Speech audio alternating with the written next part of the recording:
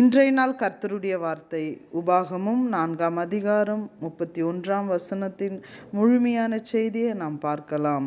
உன் தேவனாகிய கர்த்தர் இரக்கமுள்ளவர், உன்னை கைவிடவும் மாட்டார், உன்னை அழிக்கவும் மாட்டார். உன் பிதாக்களுக்கு தாம் ஆணையிட்டு கொடுத்த உடன்படிக்கையை மறக்கவும் மாட்டார். தேவன் நம்மளோடு கூட பேசுகிற ஒரு காரியமாக இருக்கிறது. மோசே தன்னுடைய ஜனங்களிடத்தில் சொல்லுகிற ஒரு காரியமாக இருக்கிறது. மோசனிடத்தில் தேவன் என்ன சொல்லுகிறாரோ அதை இஸ்ரவேல் ஜனங்களிடத்தில் பேசுகிற ஒரு காரியமாக இருக்கிறது. கர்த்தருடைய கரம் அவர்கள் மேலே இருக்கிறது.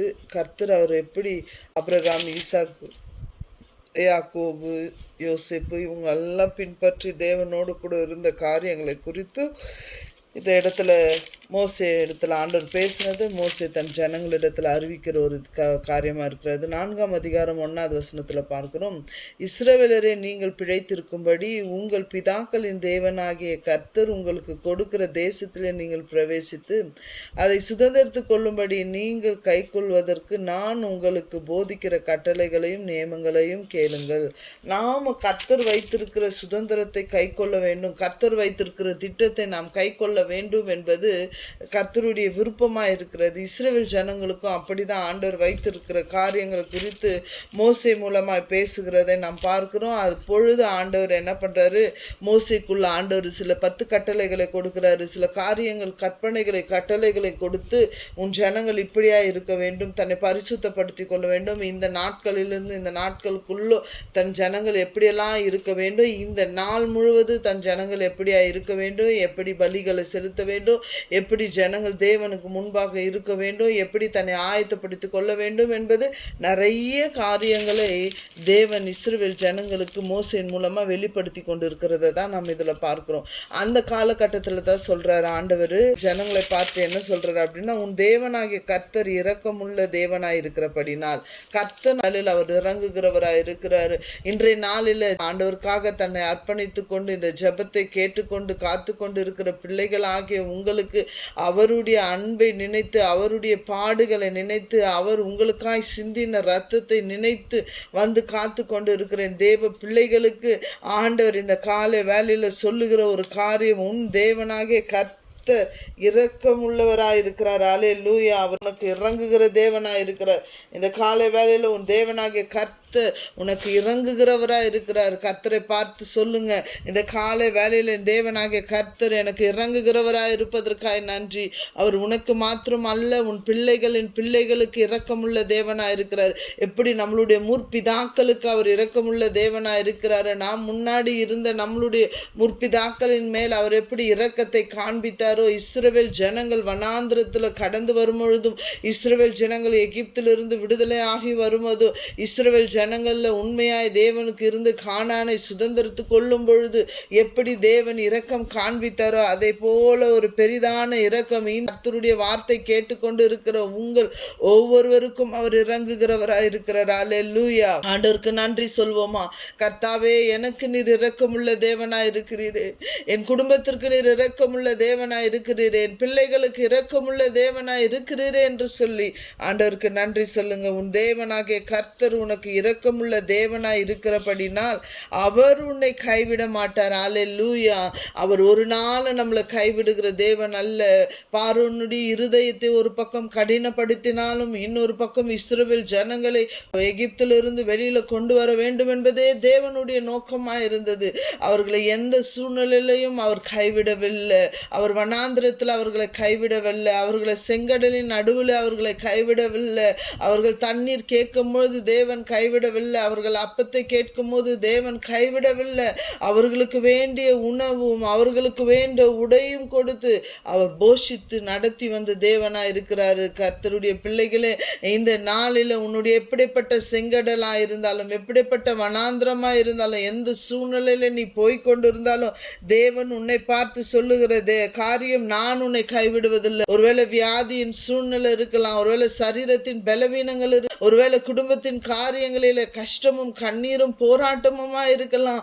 நடத்த முடியாத ஒரு சூழ்நிலை, கணவனோடு பிள்ளைகளோடு கூட சஞ்சரிக்க முடியாத ஒரு சூழ்நிலை, பிள்ளைகள் கைமாறி போய் விடுவார்களோ என்ற சூழ்நிலை, எப்படிப்பட்ட சூழ்நிலையில நீங்கள் இருந்தாலும் உன் தேவனாகிய கர்த்தர் உங்களை கைவிடுவதே இல்லை. ஆண்டவரே, என்னை விட்டுட்டீங்களான்னு கேட்காதீங்க. உன் தனிமையை அவர் அறிந்திருக்கிறாரு, உன் வேதனையை அவர் அறிந்திருக்கிறாரு, உன் பாடை அவர் அறிந்திருக்கிறாரு.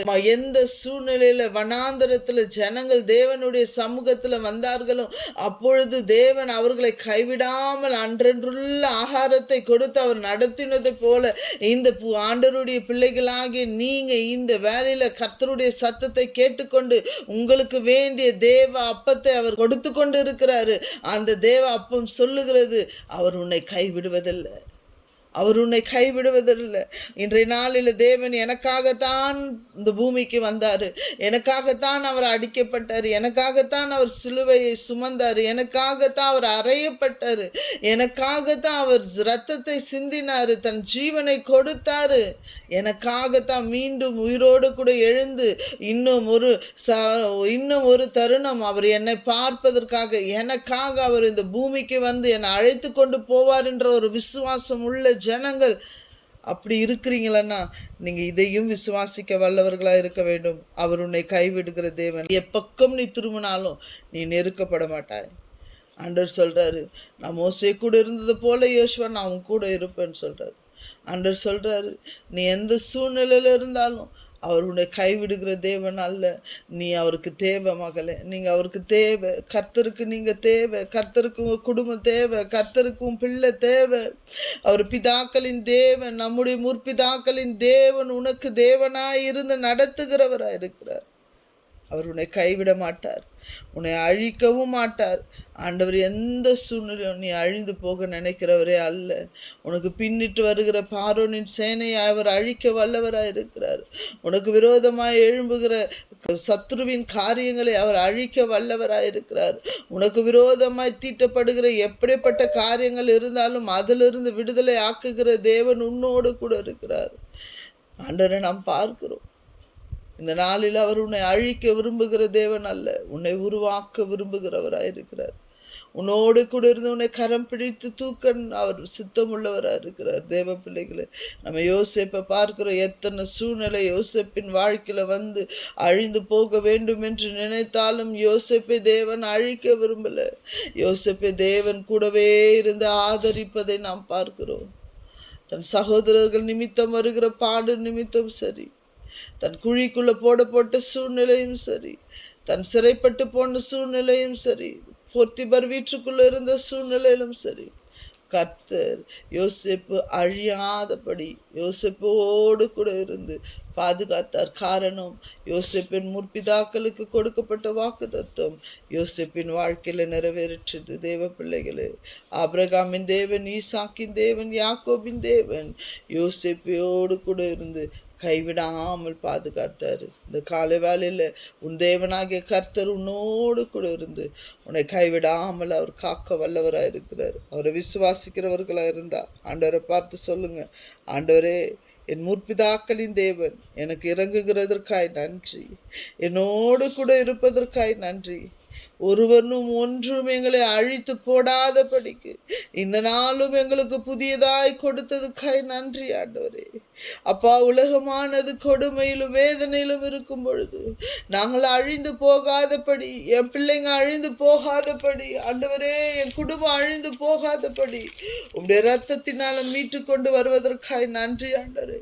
உலகத்தின் பாவமான காரியங்கள், உலகத்தில் இருக்கிற அநியாயமான காரியங்கள் என் குடும்பத்தின் மேல் படாதபடி ஆண்டவரே எங்களுக்கு நிர்மேக ஸ்தம்பமாய் அக்கினி ஸ்தம்பமாய் இருந்து எங்களை நடத்துவதற்காக நன்றி என்று சொல்லுங்க. தேவ பிள்ளைகளே, அவர் உன்னோடு கூட இருக்கிறவராக இருக்கிறார். உன் பிதாக்களுக்கு ஆணையிட்டு கொடுத்த உடன்படிக்கையை மறக்க மாட்டார். அவர் உன்னோடு கூட இருந்து ஒவ்வொரு உடன்படிக்கையிலும் உன்னோடு கூட இருந்து அவர் நடத்துகிற தேவனாய் இருக்கிறார். நாம் ஆசீர்வதிக்கப்பட வேண்டும் என்பதே தேவன் விரும்புகிற ஒரு காரியம். 5வது வசனத்தை நாம் பார்க்கிறோம். நீங்கள் சுதந்திரத்து கொள்ளும்படி பிரவேசிக்கும் தேசத்தில் நீங்கள் கை கொள்ளும் பொருட்டு என் தேவனாகிய கர்த்தர் எனக்கு கற்பித்தபடியே நான் உங்களுக்கு கட்டளையிடும் நியமங்களை போதித்தேன். இந்த இடத்துல நாம் பார்க்கிற இஸ்ரேல் ஜனங்கள் எப்படி ஆண்டவர் வைத்திருக்கிற திட்டத்தில் நடக்கணும் என்று சொல்லி மோசே போதித்திருக்கிறார். நம்ம பழைய ஏற்பாட்டில் பார்க்குறோம். நம்ம பழைய ஏற்பாட்டில் இதை பார்க்குறோம். புதிய ஏற்பாட்டில் இயேசு கிறிஸ்து நம்மளை நேசித்து கொடுத்திருக்கிற ஒரு காரியம். என்னை அன்றி உனக்கு தெய்வம் அல்ல, உன்னை நேசிப்பதை போல நீ பிறரை நேசி. அவரை அன்றி நமக்கு வேறு தெய்வம் அல்ல. அவரை நாம் முற்றிலும் பிடித்து கொள்ள வேண்டும்.